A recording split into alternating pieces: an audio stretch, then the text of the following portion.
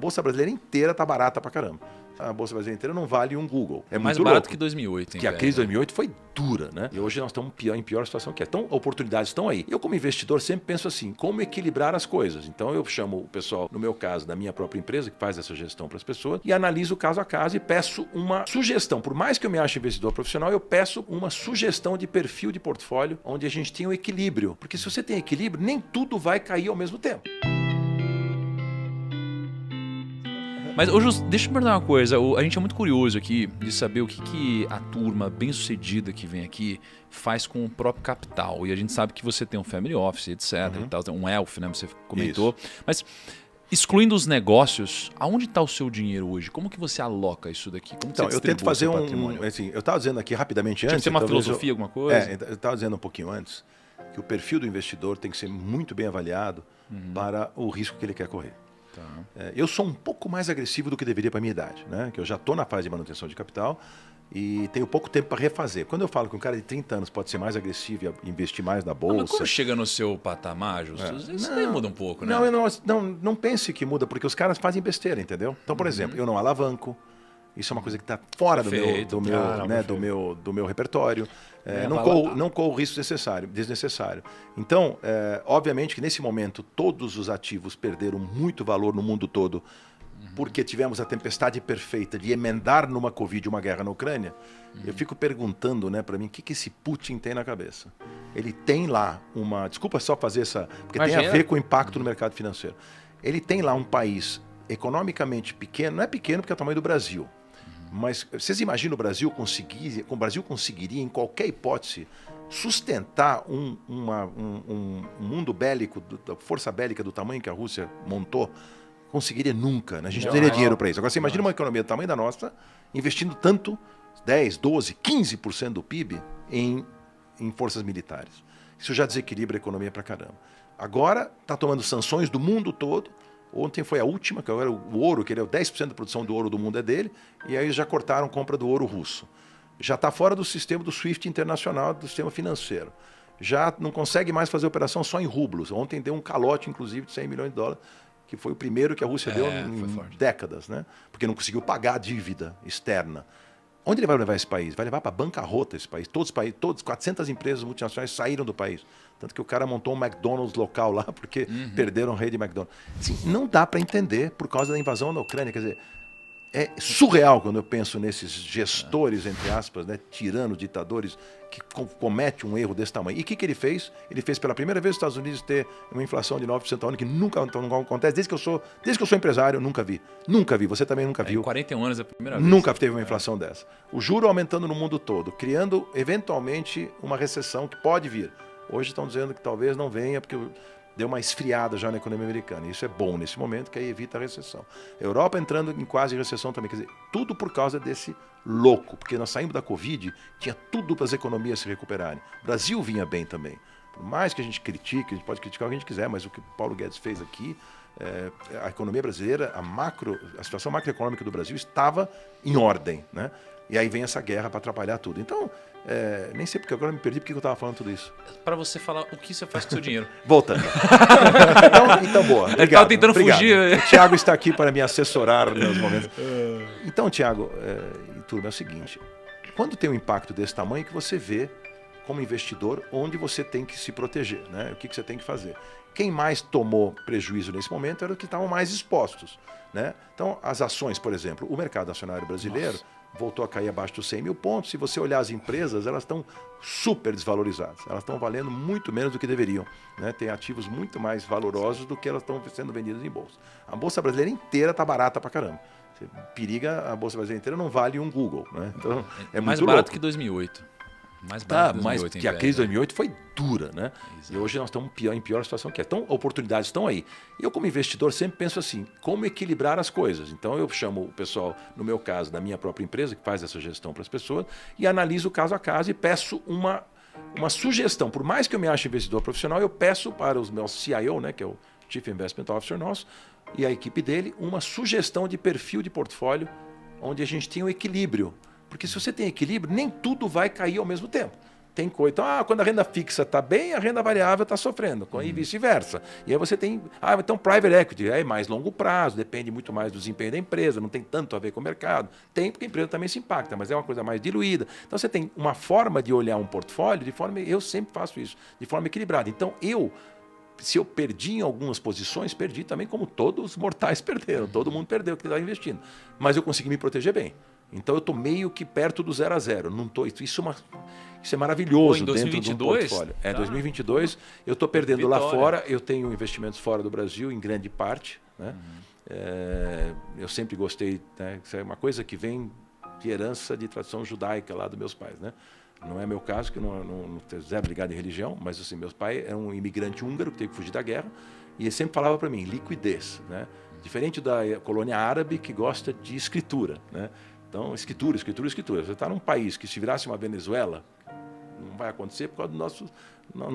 Nós somos muito mais potentes do que isso, mas corremos risco com a volta do PT. Mas sabe, quando a gente visitou o Paulo Guedes, perguntou para ele, ele falou, podemos virar uma Venezuela. Então, mas se isso acontecer, o que acontece com o teu terreno, tua casa, tua propriedade? Loucura. Então, o que acontece se você tem liquidez? Muda tudo. Então, assim, é a hora da liquidez, é a hora da crise, por isso que o ouro cresce nesse momento, as pessoas vão procurar vamos dizer, os investimentos seguros. Né? Então, o resumo da ópera é esse, é equilíbrio. O cara tem que escolher o portfólio dele, ele tem que se equilibrar. Eu sempre falo para o jovem que o percentual de risco que você possa ter, se você juntou um certo capital, mas não tanto ainda, não arrisca mais do que 20% dele em renda variável, em bolsa, as coisas. Fica mais no papai e mamãe que você vai se dar melhor. Cara, parece que a gente está em X2 a velocidade aqui, não tá? Tá um pouquinho. Muito rápido? Eu tô falando muito rápido? Não, incrível. Tá incrível. Não, tá massa. Isso é muita eficiência, produtividade. Eu tava pensando na minha carteira de investimento enquanto eu também tava pensando que eu tenho talvez 20 a 15% de renda fixa. Não, tá ótimo. Então vou falar tá mais. Não. Eu falei como elogio.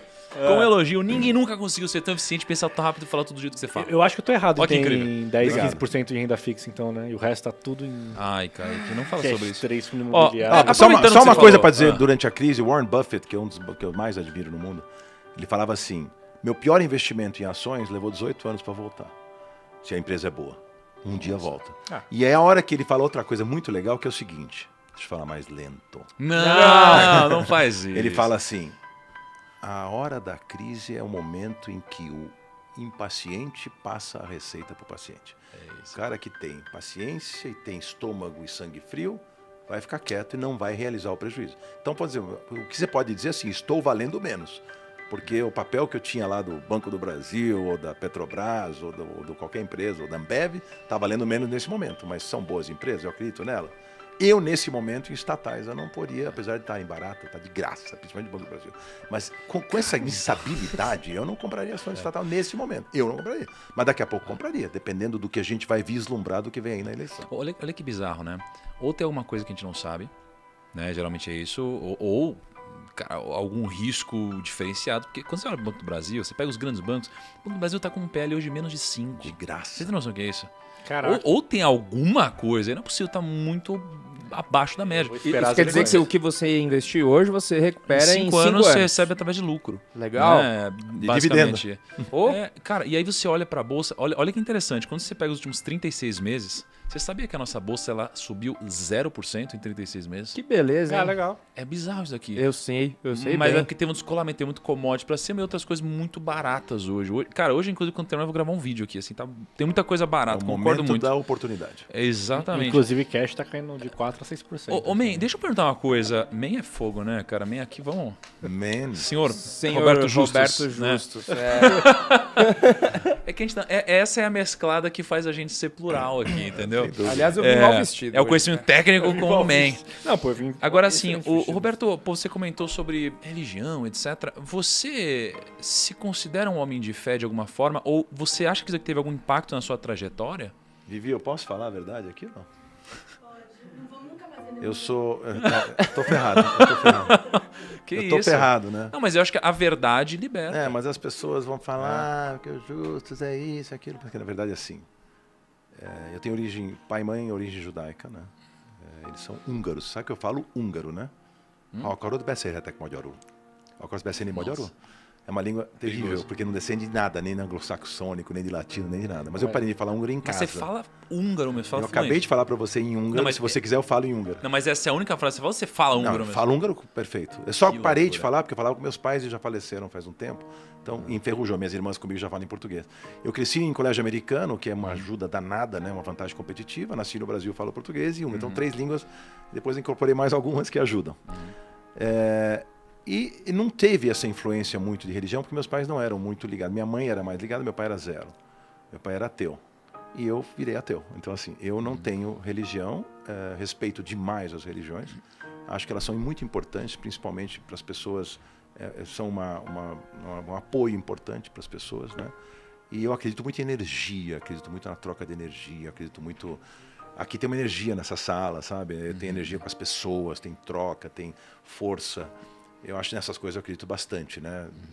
Que, sei lá, no universo, essas coisas bem inexplicáveis. Mas sou muito mais pro lado da ciência, Big Bang, teoria da evolução, do que Adão e Eva, tá? Então, sempre foi assim, né?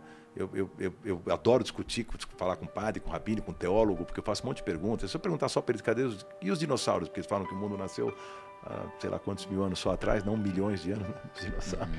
Mas eles não têm resposta. Mas tudo bem, não vou discutir aqui a validade das coisas, porque eu respeito demais e só não quero... Eu só tenho a minha visão, né, das coisas e sempre foi assim.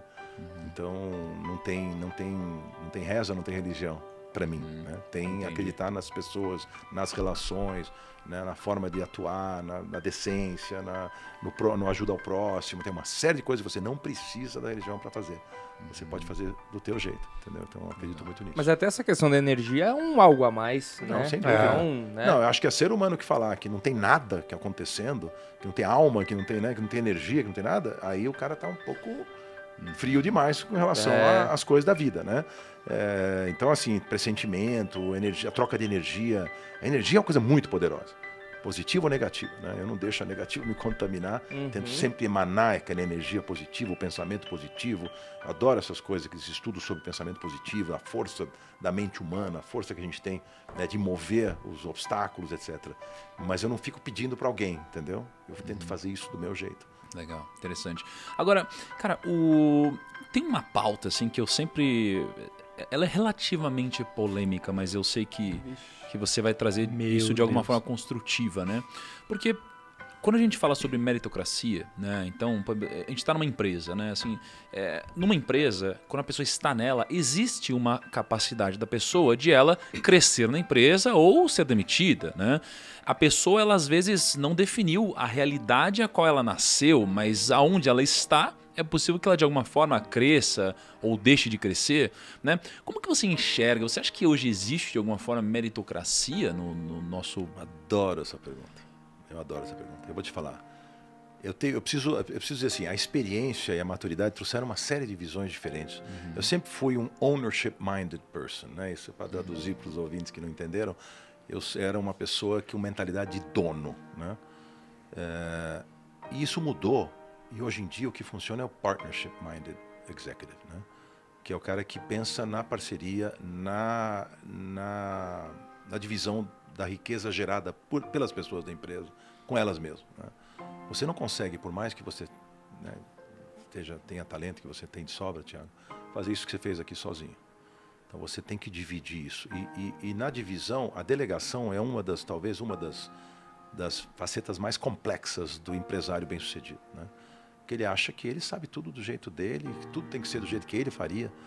E eu fui muito assim, fui muito control freak. Eu sempre achava que tudo tinha que ser do jeito que eu queria fazer e que os outros nunca iam fazer tão bem quanto eu faria. A partir do momento que eu consegui não pensar mais assim, principalmente num negócio que eu vendi um intangível chamado ideias, tem coisa mais intangível que isso. Não era uma fábrica de salsicha que entra o porco e sai a salsicha.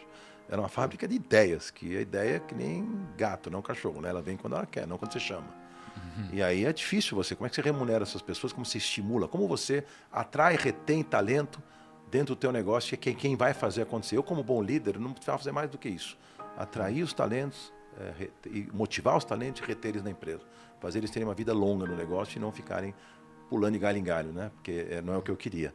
Esse é o único jeito de você fazer isso, é você dar uma participação para os caras. Historicamente, na nossa profissão, quero lembrar, e vou dar um exemplo aqui, a DPZ foi uma agência que sempre foi muito importante no mundo da publicidade. E tinha 2 talentos lá dentro Um chamava Washington Oliveira, outro chamava Nizam Guanais. Poxa, se eu fosse o dono da DPZ da época, do Alípio Petit Zaragoza, era o nome eu dava metade da empresa para esses dois. Com o tempo, né? Tu tem um projeto, né? Você vai dando conforme o cara vai merecendo. A história da meritocracia. Você usou a palavra certa. A empresa tem que valorizar meritocraticamente quem realmente produz e faz ela ser fora de série. Os outros, você pode ter pessoas que têm que estar lá porque tem que carregar o piano do dia a dia, mas os que superam e os que são fora de série você não pode perder. E aí, quem não funciona, o sistema tem que expelir sem dor. Tchau, fora. Só quem funciona fica. Como que você consegue isso? Com a avaliação de desempenho, com um acompanhamento muito próximo das pessoas que estão trabalhando, olhando, observando. Tá? Tem vários layers da empresa, tem que ter esse tipo de sensação de quem realmente funciona. Não é com o coração que se administra, é com eficiência que se administra. Cara, e você tocou num ponto muito bom. E, porra, parece engraçado, né? Mas você que é uma pessoa que já demitiu tanta gente, né? E a gente, quando você fala, não, tem que pensar, cara, com a cabeça, não tem que ter o coração nessa hora. Qual é a forma correta de demitir alguém? E qual é o momento correto de demitir alguém? Assim, existem várias chances ou não? E nós demite, tem feedback, não tem? Qual que é a lógica? Bate na mesa e aponta. Aponta e fala, você está demitido? Não, isso é só na televisão. Ou é só na televisão? Eu já estava numa fase da vida que quem demitia não era eu, a não ser que o cara tivesse um nível de vice-presidência, diretoria e tal, que eu tivesse que falar com ele. Normalmente não era eu que tinha que ter essa... Porque é muito ruim, né? Na televisão, eu estava tirando o sonho de alguém ganhar um programa e não estava tirando um emprego, porque eles não tinham um emprego. Eles iam ter o emprego comigo, mas um só ganhador, os outros 15 não iam ganhar, eram sempre 16 pessoas participando. Então o demitido era mais simbólico do que real. Sim, né? sim. No real, eu acho assim, eu aprendi uma coisa muito importante na vida, que com o tempo também, que é a história da forma e do conteúdo. Né? Uma coisa, quando você tem um conteúdo importante para passar, o porquê que a pessoa está saindo do sistema, a forma com que você faz isso é fundamental para o futuro dessa pessoa. Então você tem que ter muito cuidado. Eu sempre nas demissões, o que a gente fazia era tentar já realocar a pessoa, contratar por custo da empresa uma empresa de recolocação de emprego. Eu fazia uma coisa muito interessante, eu sempre falo assim, eu fazia entrevista da saída. A entrevista da saída. Em vez da entrevista de entrar na empresa, entrevista da saída. É a hora em que o funcionário vai te dizer tudo para você. É a hora em que ele já perdeu o emprego mesmo. Porque quando ele está na empresa, ele não vai te dizer tudo. Ele vai ter medo de faz sentido. Então você vai saber quem... E você também tem um filtro de quem ele está com raiva, né? Tomar cuidado para não julgar em cima da informação. Mas se você souber conduzir isso, a gente fazia no RH muito isso, né? O cara vai sair e falar, mas o que você viu de errado no negócio? O que te incomodou? Ou se ele saiu sozinho, ou se ele foi demitido, da mesma forma. Que é riquíssima a informação que vem nesse momento. Então, assim, resumindo, infelizmente essas situações acontecem, não pode usar o coração nessa hora, porque o que tem lá em cima é uma marca. Você chama Primo Rico, certo? Teus negócios. É a principal marca tua. Grupo Primo. Grupo Primo. Grupo Primo. É o Grupo Primo e aí a gente tem várias... Então, o que interessa para 1.300 pessoas que você tem é o Grupo Primo. É ela que é a galinha dos ovos de ouro. Se tiver fruta podre do Grupo Primo, ela tem que sair fora, porque atrapalha todos os outros. Ah, mas eu gostava do cara, ele é legal. Tá bom, fica amigo dele, vai tomar uma cerveja com o cara. Mas aquilo não vai funcionar. Porque nós temos uma obrigação com a marca, com a empresa, que é ela que gera todo o recurso que paga todo mundo que está aqui dentro, os dividendos dos sócios, dos acionistas, e a engrenagem continua rolando. Onde tem coisa ruim na engrenagem, enrosca. Sim. E aí o cara, não, mas aí não dá, entendeu? Então é muito complexo. Agora, é a forma e o conteúdo. Você, com bom conteúdo, você vai de uma forma decente, o cara vai acabar saindo e vai entender por que saiu.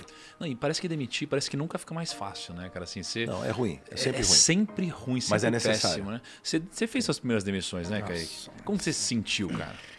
Minha primeira demissão eu tinha 22, 23 e foi tipo... não comi mais num dia, fiquei tipo angustiado, depois eu fiquei pensando... Quando você foi demitido ou quando você demitiu alguém? Quando eu demiti alguém, eu fiquei tipo, putz... Eu tentei até achar algum lugar pra colocar o rapaz. Você se sentiu culpado, assim? Um pouquinho. Porque eu senti culpado no sentido de que, tipo... Como eu não percebi que essa pessoa era assim, tipo, eu nem deveria ter contratado, sabe? Porque foi uma demissão meio... Ele ficou pouco tempo na empresa, né? Cara, tô com uma curiosidade que eu acho que é nossa. Justus, qual foi a pior demissão que você já fez, cara? Nossa. Acho que eu vou lembrar, eu acho. Não, a pior você vai ter que lembrar. A pior Você é um marca. cara com essa cabeça afiada. Cara, teve uma demissão A que eu pior? fiz, que o cara virou pra mim e falou assim, Kaique, um dia eu vou voltar a trabalhar com você vai sentir orgulho de mim. Isso pra mim foi a Eu pior vou contar uma demissão. minha então, enquanto você pensa. O cara virar pra mim, o cara que eu tô demitindo virar pra mim e falar que eu vou ter orgulho dele Cara, ainda. acabou com o seu dia, Nossa, desgraçou Falei, na cabeça. nossa, vou pra casa. Não, eu tive uma, cara, que uma vez eu fui demitir uma garota e foi quando eu aprendi um pouco sobre o quanto você deve dar de feedback pra pessoa na demissão. Geralmente, não muito, né? Porque, cara, eu resolvi dar um feedback com o intuito de fazer a pessoa evoluir. Só que nesse momento, muitas vezes a pessoa desliga um negócio na cabeça dela e ela só quer, Ela ouve o que ela quer. gerar, ela ouve o que ela quer, né? E aí parece que vira um embate. E essa pessoa, ela subiu na mesa. Como assim? Ela subiu na mesa, no escritório que a gente tinha, num coworking lá na Rua dos Pinheiros, 610. Subiu na mesa, começou a me xingar e falou: e na empresa todo mundo não sei o que lá, e você. Eu falei: caraca. Eu falei: vou ficar quieto. Aí eu aprendi: não dê feedback, não. Eu lembrei agora, quer dizer, a pior situação que eu enfrentei, muito louca, foi de uma traição muito grande de um ex-sócio, que era um funcionário, que virou sócio, a Vivi lembra bem da história, e que tentou me tirar da empresa que eu mesmo fundei. Meio Steve Jobs, sabe? Quando ele foi traído pelo conselho, saiu, depois voltou por $1 e refez o negócio foi para cucuia sem ele. O cara tentou me tirar do negócio. E nós tínhamos esse sócio multinacional, fomos nós para Londres, os dois, conversar com o CEO mundial da empresa, para ele escolher com quem ele queria ficar. Eu tinha mais ações que ele, mas se o cara era criativo e tal, então a empresa poderia eventualmente escolhê-lo. E aí o cara tentou conciliar o máximo possível. Eu falei, cara, eu que trouxe essa pessoa. Independentemente do talento que a pessoa tenha como profissional, para mim, o profissional a gente constrói, o caráter a gente não constrói. E isso não funciona comigo. O jeito que conduziu a história, né, com a faca nas costas, é uma coisa que eu não posso aceitar. E acabaram tirando o cara da companhia. A companhia cresceu, teve uma maior época de crescimento depois disso, surreal. E eles não se arrependeram nem um pouco de ter apostado nesse sócio aqui. Mas isso foi muito traumático. Foi muito porque, assim, eu detesto decepcionar pessoas. Detesto decepcionar. Eu sou um péssimo com filho, por exemplo, sabe? Que tem uma má notícia para um filho. Eu sou muito ruim com isso. As mães sempre me culparam de estragar todos os meus filhos, porque eu sempre quis compensá-los com tudo que eles possam ter e tal. Não é só parte financeira, não é isso que eu estou falando. Mas é exageradamente protetor e tal. E a mesma coisa com meus funcionários. Então eu detesto decepcionar, mas... E eu não sei lidar em ser decepcionado, entendeu? Então, assim, eu não aceito, porque como eu já detesto decepcionar, então, na contrapartida, o cara que me decepciona, eu fico doente. Falo, mas eu tenho toda a chance do mundo para esse cara. Eu dei empresa para ele, dei sociedade para o cara quer me tirar. Por quê? O meu nome sempre foi muito forte para ele. E o ego dele não admitia que quando falasse na empresa, falasse a empresa do Roberto Jus. Ele queria que fosse também do nome dele, que eu vou poupá-lo aqui, não vou falar o nome dele. Mas, cara, aconteceu assim. Então, assim, muito louco isso, né? Quando você faz isso. E várias sociedades minhas acabaram com uma decepção muito grande da minha parte com essas pessoas, né?